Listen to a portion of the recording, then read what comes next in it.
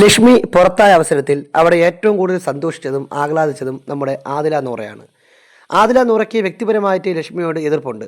കാര്യം അവരെ വീട്ടിൽ കയറ്റാൻ കൊള്ളില്ല എന്ന് പറഞ്ഞ ആളാണ് ലക്ഷ്മി. LGBTQ കമ്മ്യൂണിറ്റിപ്പെട്ട ആൾക്കാരാണ്, ലെസ്ബിയൻ കപ്പിൾസാണ്. ഇവരെപ്പോലുള്ള ആൾക്കാരെ സമൂഹത്തിൽ വളർന്നു വരുന്ന കുട്ടികൾ കണ്ടു പഠിച്ചാൽ അത് മോശമാണ്, ദോഷമാണ്. തൻ്റെ മകൻ ഇവരെ കണ്ടു പഠിക്കുമ്പോൾ തനിക്ക് പേടിയുണ്ട്. അതുകൊണ്ട് ഇവരെപ്പോലുള്ള ആൾക്കാരെ വീട്ടിൽ കയറ്റാൻ ഞാൻ ആഗ്രഹിക്കുന്നില്ല എന്ന് പറഞ്ഞ ആളാണ് ലക്ഷ്മി. അല്ലെങ്കിൽ ഈ കമ്മ്യൂണിറ്റിയെ നോർമലൈസ് ചെയ്യാൻ താല്പര്യമില്ല എന്ന് പറഞ്ഞ ആളാണ് ലക്ഷ്മി. ഇതിനെതിരെ ലാലേട്ടൻ ശക്തമായ ഭാഷയിൽ പ്രതികരിക്കുകയും ചെയ്തിട്ടുണ്ടായിരുന്നു.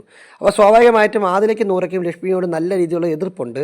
ആ എതിർപ്പ് ഇന്നലെ എവിക്റ്റഡ് ആയപ്പോൾ, ഇന്നലെ നമ്മൾ ലക്ഷ്മി പുറത്തു പോയ അവസരത്തിൽ അവർ കാണിക്കുണ്ടായി. വളരെയധികം സന്തോഷിച്ച് ഹാപ്പിയായിട്ട് മസ്താനി പുറത്തായതിന് സമാനമായ രീതിയിലുള്ള സന്തോഷമാണ് അവർ അവിടെ പ്രകടിപ്പിച്ചത്.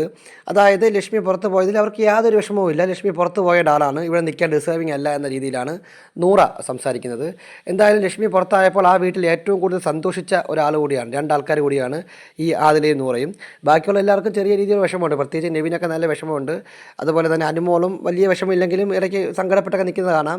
അക്ബറും അങ്ങനെ തന്നെയാണ്. പക്ഷേ ഈ പറഞ്ഞ പോലെ ആദിലയ്ക്കും നൂറയ്ക്കും പ്രത്യേകിച്ച് യാതൊരു വിഷമവും ഇല്ല. കാര്യം ലക്ഷ്മിയുടെ പുറത്താക്കൽ അവർ ആഗ്രഹിച്ചിരുന്നത് പോലെയാണ് കാണുമ്പോൾ തോന്നുന്നത്. ഏറ്റവും കൂടുതൽ ആ വീട്ടിൽ ലക്ഷ്മിയുടെ പുറത്താക്കൽ ആഹ്ലാദിക്കുന്നതും സന്തോഷിക്കുന്നതും ആദിലയും നൂറയുമാണെന്ന് എവിക്ഷൻ കണ്ടപ്പോൾ നമുക്ക് മനസ്സിലാവുന്ന ഒരു കാര്യമാണ്. എന്തായാലും സൺഡേ എപ്പിസോഡ് ഷൂട്ടിങ്ങിൽ വിശദമായിട്ട് കാണാം. എന്തായാലും ബിഗ് ബോസുമായി ബന്ധപ്പെട്ട കൂടുതൽ ലൈവ് എക്സ്ക്ലൂസീവ് അപ്ഡേറ്റുകൾക്കായി നമ്മുടെ ചാനൽ സബ്സ്ക്രൈബ് ചെയ്യുക.